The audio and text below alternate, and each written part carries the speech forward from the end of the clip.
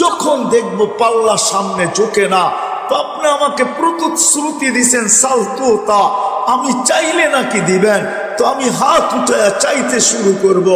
পাল্লা সামনে ঝুঁকে না, পাল্লা সামনে ঝুঁকে না, পাল্লা সামনে ঝুঁকে না, আমি চাইতে থাকবো ওই পর্যন্ত যেই পর্যন্ত আপনি পাল্লা সামনে ঝুঁকায়া না দিবেন। আপনি প্রতিশ্রুতি দিছেন আমাকে সাফি তুসাফা, সুপারিশ করলে মঞ্জুর করবেন। পাল্লা যখন সামনে ঢুকবে না, তো আমি সুপারিশ করতে থাকবো, করতে থাকবো, করতে থাকবো, ওই পর্যন্ত করতে থাকবো যেই পর্যন্ত আপনি পাল্লা সামনে না ঝুঁকায়া দেবেন।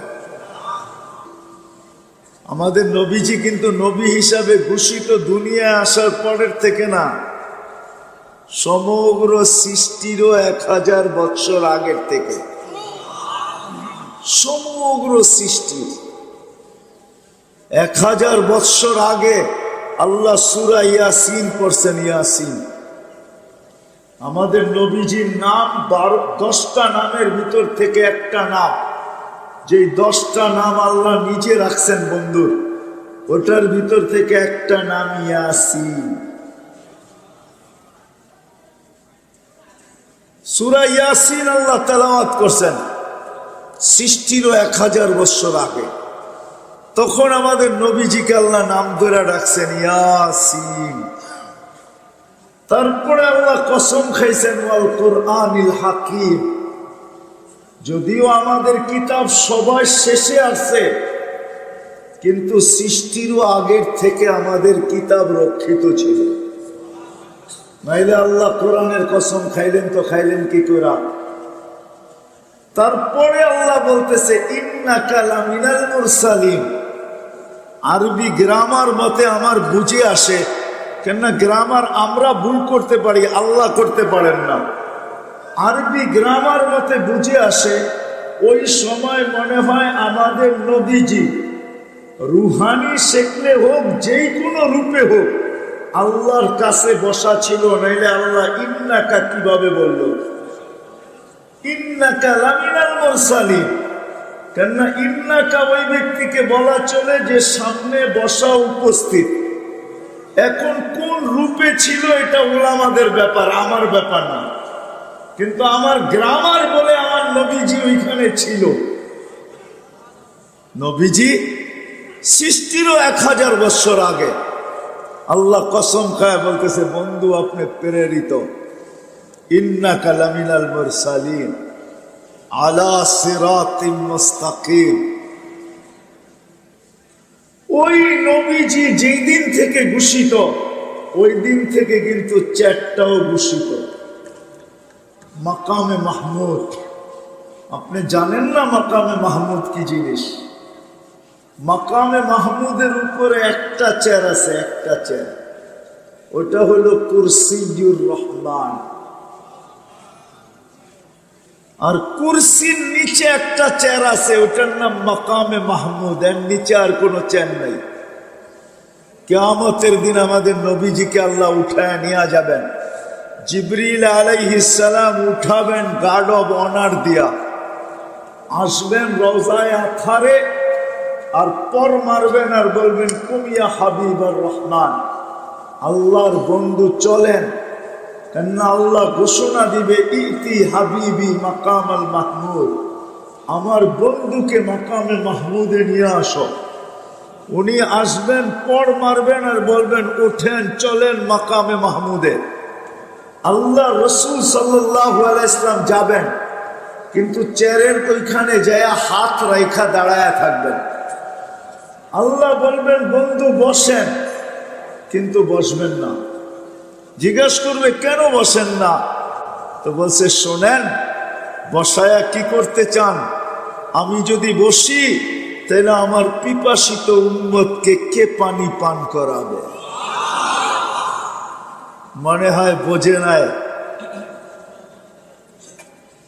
মানুষ চেয়ারের জন্য জান দিতে রাজি, এইখানে চেয়ার রেডি। আল্লাহ বলতেছে বন্ধু মালিক আপনি বসেন, কিন্তু আমাদেরকে কতটুকু ভালোবাসেন? আল্লাহ রসুল সাল্লাল্লাহু আলাইহি ওয়াসাল্লাম বলতেছে বসবো না, পিপাসিত উম্মতকে কে পানি পান করাবে? আমি ছুটা যাব, নিজের হাতে পেয়ালা মুখে লাগায়া পান করাবো আর চিৎকার দিয়ে শোনায়া দিব, লা তাসমান বাদাহা আবাদা, আজকে দিনের পরে আর কোনোদিন পিপাসা তোর কাছে আসবে না।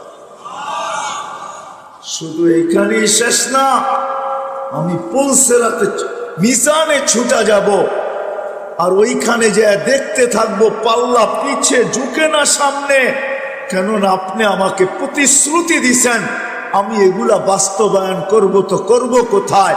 তৃতীয়, আপনি আমাকে প্রতিশ্রুতি দিছেন সাউফা ইউতিকা রাব্বুকা ফাতারদা, আপনি আমাকে রাজি করে ছাড়বেন। পাল্লা যখন সামনে ঝুঁকবে না, তো আমি চিৎকার দিতে থাকবো, আমি রাজি হব না, হব না, হব না, হব না, হব না। পাল্লা যতক্ষণ আপনি সামনে না ঝুঁকাবেন, আমি রাজি হব না, হব না, হব না। চতুর্থ, আপনি আমাকে প্রতিশ্রুতি দিয়েছেন লা ইউখজিকা ফি উম্মতিক, আপনার উম্মতের ব্যাপারে আমি আপনাকে লজ্জিত করব না। পাল্লা যখন ঝুঁকবে না, তো আমি বলবো এখনই তো ঘোষণা হবে, এখনই তো ঘোষণা হবে অমুকের উম্মত, অমুকের ছেলে অমুক চিরদিনের জন্য অসফলতা পাওয়া যাইতেছে, অসফল হয়ে গেছে, তাইলে আমার লজ্জায় আমি মুখ দেখাবো, তো দেখাবো কি করে? এই জন্য আমি মিজানের পাশে দৌড়াইতে থাকবো। শুধু ওইখানে শেষ না, আবার পুলসিরাতে দৌড়াবো, যায়া দেখবো উম্মতের, পুলসিরাতে যায়া দেখবো যে উম্মত পার হইতে পারতেছে কি পারতেছে না। যদি পার না হইতে পারে, তাইলে দুরুদের গাঠি মাথায় দিয়ে আমি পার করায় দেব, আমি তারপরও বসবো না। 3 জায়গায় ছুটতে থাকবো আর মুখে চিৎকার দিতে থাকবো, উম্মতি উম্মতি উম্মতি উম্মতি। হায়, কথার শেষ জায়গায় চলে আসছি। হবিগঞ্জের মানুষ, যেই রসুল কিয়ামতের মাঠে, ওলামাদেরকে জিজ্ঞাসা করেন, একজন রসুল একজন নবী কিয়ামতের মাঠে না মাকে চাবেন, না বোনকে চাবেন, না সন্তানকে চাবেন, সবাই সবাইকে ভুলবে আর শুধু নফসি নফসি চিৎকার দিতে থাকবে, নফসি নফসি নফসি নফসি। আদম থেকে নিয়ে ঈসা আলাইহিস সালাম পর্যন্ত সমস্ত নবী রসুল চিৎকার দিবে, নফসি নফসি নফসি নফসি নফসি নফসি নফসি, আল্লাহ আমাকে বাঁচান। কিন্তু আপনার আর আমার নবী চিৎকার দিবে, উম্মতি উম্মতি উম্মতি। জানি না হবিগঞ্জের মানুষ বুঝবে কি বুঝবে না, হাসান হোসাইনের নামও নিবে না, অথচ কলিজার টুকরা ছিল দুইজনে। কোনো একদিনের কাহিনী, 2 ভাই মিলে আসছে নানা জানের কাছে, আইসা জিজ্ঞাসা করতেছে, নানা জান আপনি উত্তম না আমরা দুইজন উত্তম? তো আল্লাহ রসুল বলছে আমি উত্তম। তো দুইজন হাসতে হাসতে কুটা কুটা। আল্লাহ রসুল জিজ্ঞাসা করতেছে হাসো কেন? জবাব হয় নাই। তাইলে আমরা দুইজন উত্তম, প্রমাণ? আমাদের আম্মা জানকে চিনেন? তা আল্লাহ রসুল বলে বলো তোমাদের আম্মা জানকে। তো আম্মা জানের পরিচয় দিয়া বলতেছে উম্মুকা লাইসা বিশাই, আমাদের আম্মা জানের সামনে আপনার আম্মা কিছুই না। আমাদের আব্বা জানকে চিনেন? তো বলছে বলো। তো আব্বার পরিচয় দিয়া বলছে আবুকা লাইসা বিশাই, আপনার আব্বা জান আমাদের আব্বা জানের সামনে কিছুই না। আমাদের নানা জানকে চিনেন? নানা জানকে? তো বলছে পরিচয় দাও। তো নানার পরিচয় দিয়া বলতেছে জাদ্দুকা লাইসা বিশাই, আমাদের নানা জানের সামনে আপনার নানা জানের তো মানুষ নামই জানে না। কোথায় আমার নানা আর কোথায় আপনার নানা? তা আল্লাহর রসুল দুজনকে উঠায়া বুকের ভিতরে লাগায়া চুমাইতে চুমাইতে গাল ধরা ফেলছেন আর বলছেন নানা জান মাইনা নিলাম তোমরা দুইজনই উত্তম। হায় হায় হায়, যে নাতির কথা মনে রাখবে, চিৎকার দিয়া বলবে না, আমাদের কথা চিৎকার দিবে। আজকে যদি আমি এই মজমাকে জিজ্ঞাসা করি, একটা তো আল্লাহ দেখাইলাম, আরেকটা রসুল দেখাইতেছি, যে রসুল আমাদের জন্য কি করছেন আর কি করতেছেন আর কি করবেন। কি করবেন আমি দেখাইলাম, কি করছেন ওটা তো সুস্পষ্ট। কি করছেন ওলামা জানে কি করছেন। 23 বছরের জীবনে কোনোদিন চোখের পানি উম্মতের জন্য শুকায়া দেখেন না। আজও কবরের উন্নতের জন্য চোখের পানি শুকায় না। হবিগঞ্জের মানুষ, আমি পুরা জামাত নিয়ে আসতে পারি এখানে, টিম পুরা।